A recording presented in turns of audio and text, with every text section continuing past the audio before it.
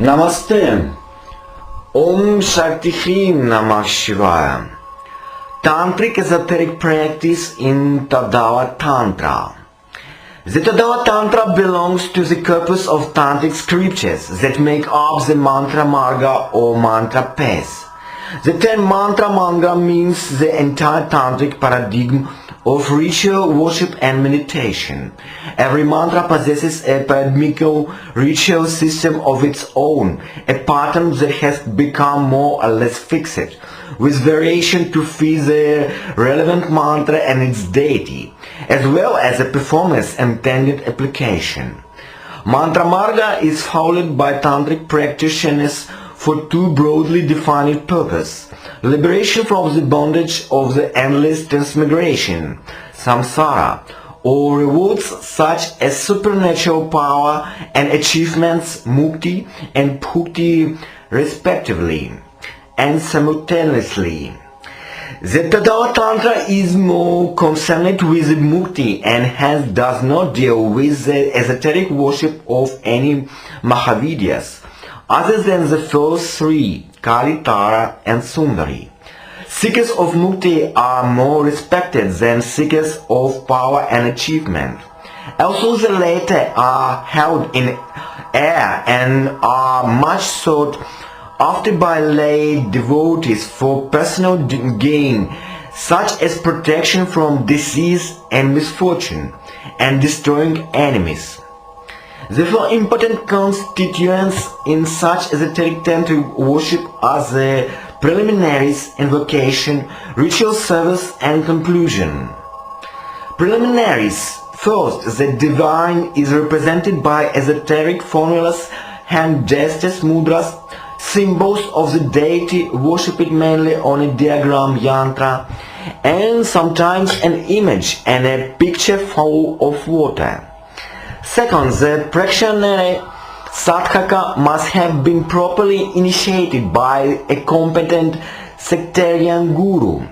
Third, the worshipper is a symbol of the deity and the object used for offering must be physically and mystically purified. Fourth is a ritual of security. Tantric esoteric practices are considered to be full of dangers. Often they are personified as harmful spirits that obstruct the worshipper's every movement. Therefore the worshipper must take measures to remove these spirits from the sacred area of the ritual worship, by making threatening sound, by stamping one's foot, clapping or snapping one's fingers, by frowning and looking angry, and scattering threatening objects such as white mustard seed, by making threatening gestures, imitating shooting, and so forth.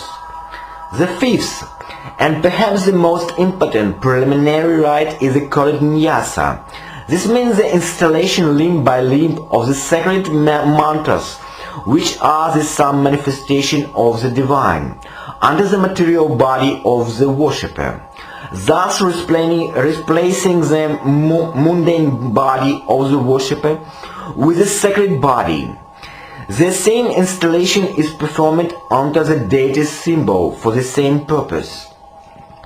The goddess is invoked first into the center of heart or heart of the worshipper, and sends onto the seat he has ritually prepared for her adoration. The deity is first adored in a meditative imagination, in which all the objects of offering are of an abstract nature. Next, the tantric practitioner worships the goddess with the various objects of material enjoyment. This is followed by the service of the goddess spouse Shiva and the her entourage, the minor gods and the goddesses encircling her. This is followed by the offering Bali, which in Mахавидия cult almost always implies an animal sacrifice, that is, beheaded an animal in front of the image. The animal offering is followed by a fire sacrifice. Then a short meditation is done by means of repeating the main mantra a certain number of times, japa. The ritual offerings culminate for the followers of the Vamachara with the offering of the 5 objects: meat, fish, wine, sex. Finally, the worshipper offers the deity all the merit he has accrued from performing the service. He also offers himself to the goddess. This last 2 ritual acts refers to 2 very important concepts: renunciation and loyal devotion. The first requires an utter annihilation of one's ego and greed. Even the greed for accumulation merit for the ego person must be destroyed. The second is rooted in the concept of Shakti, which came to mean total surrender to one's adored deity. The devotee offers all that belongs to himself and then offers his individually as well. Having evoked a first manifestation of the goddess and worshipped it with some parts of the already offered object for his own success and that of his ritual service, the worshipper recites certain set formulas for his physical well-being and then recites hymns to the goddess. Having partaken of a little of the offered food as the goddess' grace, the worshipper has fulfilled his daily obligatory ritual service of his goddess and is free to follow his normal way of life.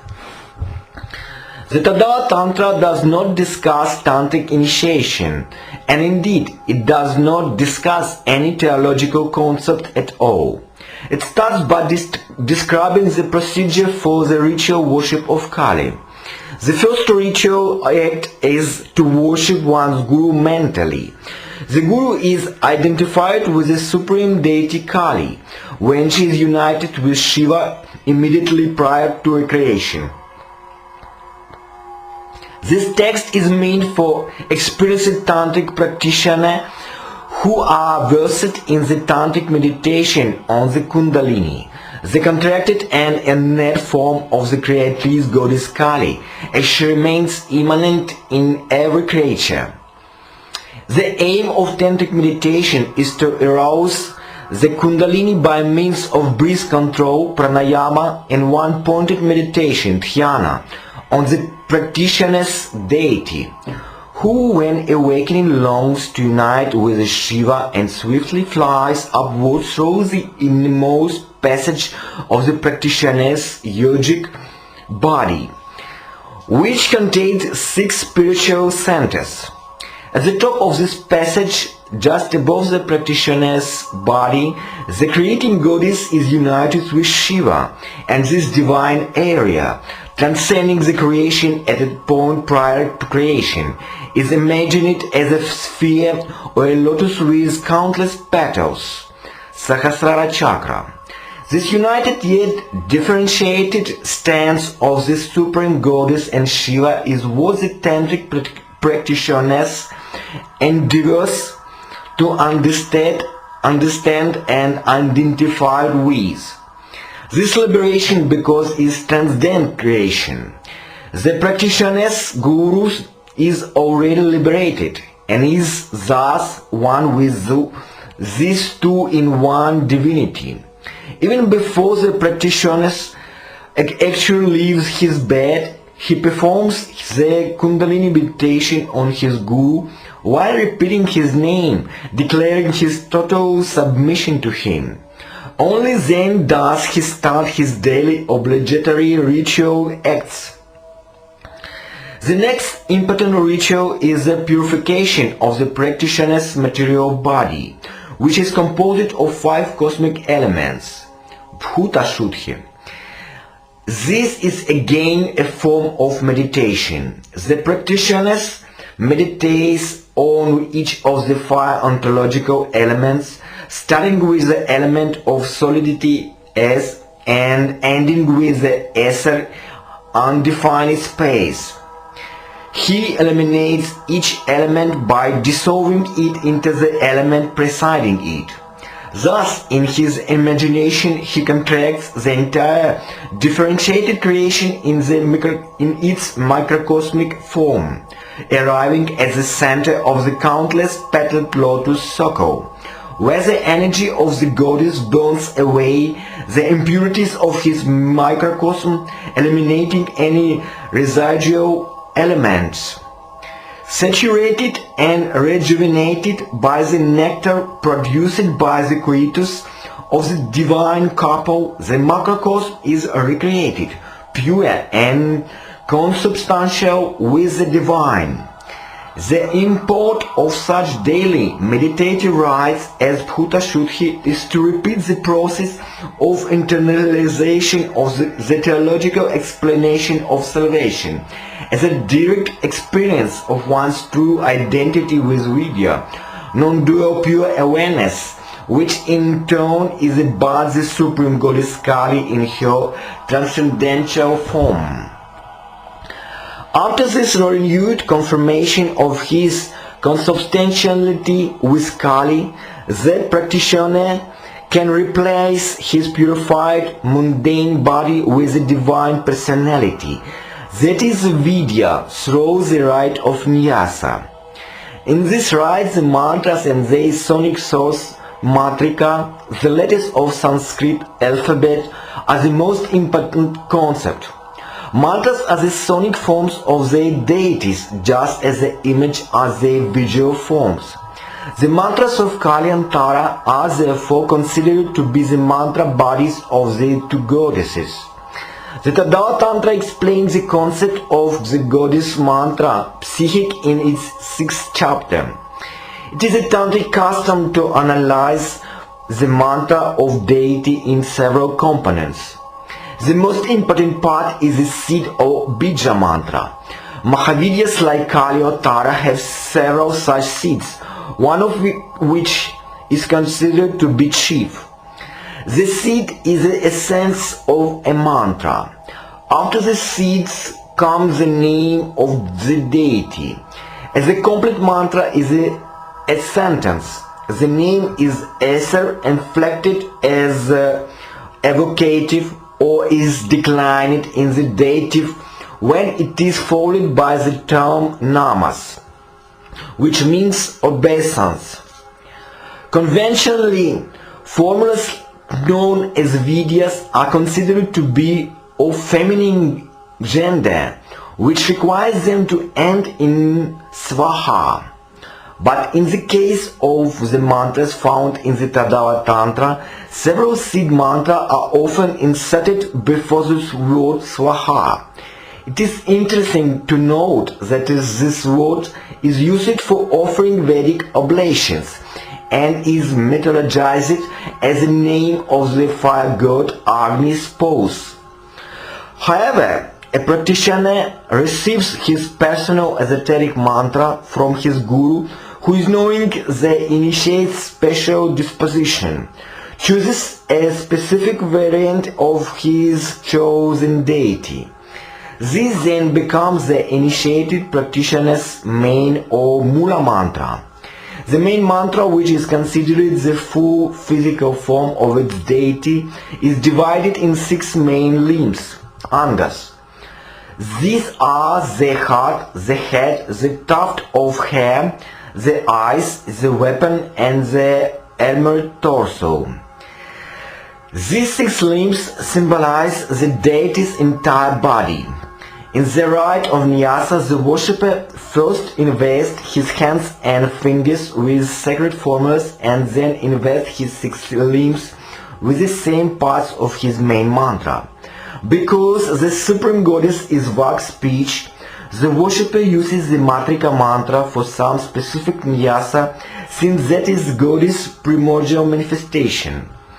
In the worship of Kali, Matrika Nyasa is performed in 6 different ways. Mudra has more than one meaning. Its primary meaning is a seal, but in Tantric terminology, mudra means a hand gesture or posture of seated meditation, usually called asana. In the context of the 5 esoteric ingredients of offering to the goddess, It may as a male or female partner for ritual practice or just a snack. There are many uses of mudras or hand gestures as a practitioner proceeds mentally to encounter divine and spiritual beings in his ritual.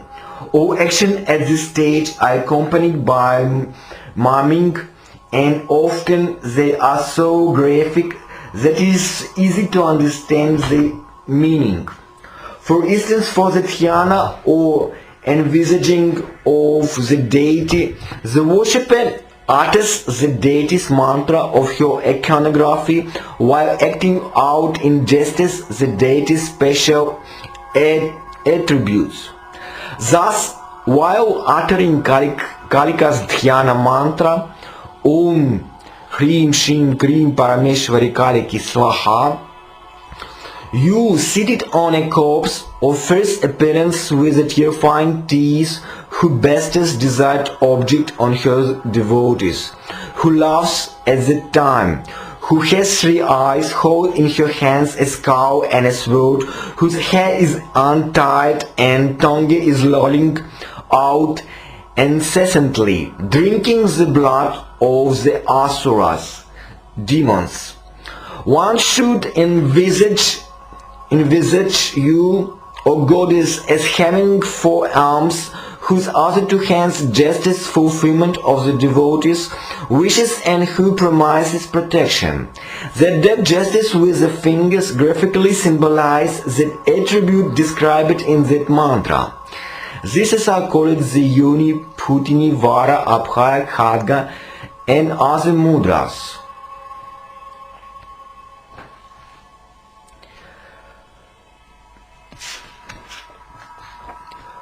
Todala Tantra, the chapter 1. The goddess spoke, O Lord of the universe, my master, who is the embodiment of all the sacred formulas, Vidyas. Please tell me when all the great formulas, Mahavidyas, are venerated in the 3 worlds, and what is the specific form of the trumpet-holding Mahadeva, who is seated on the right side of each of these Mahavidyas.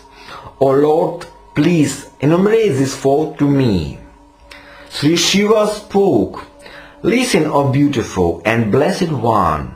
Bhairava Mahakala, a form of Mahadeva, should be worshipped by the right side of the benevolent Dakshina Kali, because Dakshina is always engaged in love play with Mahakala. One should worship Akshobhya by the right side of Tara. O goddess, at the time of the churning of the cosmic ocean, there arose the poem called Kalakuta. Then all the gods, together with their wives, became greatly disturbed. Since Shiva, even when he drank the deadly poison, remained unaffected by any kind of agitation. Therefore, O great sovereign lady, he is famous as Akshobhya, unagitated. With him the goddess Tarini, the great goddess of delusion, is ever engaged in love play. O sovereign of the gods, one should worship the 5-faced Shiva, who has 3 eyes on each of his face, on the right side of the great Tripura Sundari. Since the great goddess is erotically excited and is ever engaged in love play with him, who has 5 faces, therefore, O great goddesses, she is known as the 5th. One should worship Triambaka Shiva by the right side of blessed Bhuvaneshwari.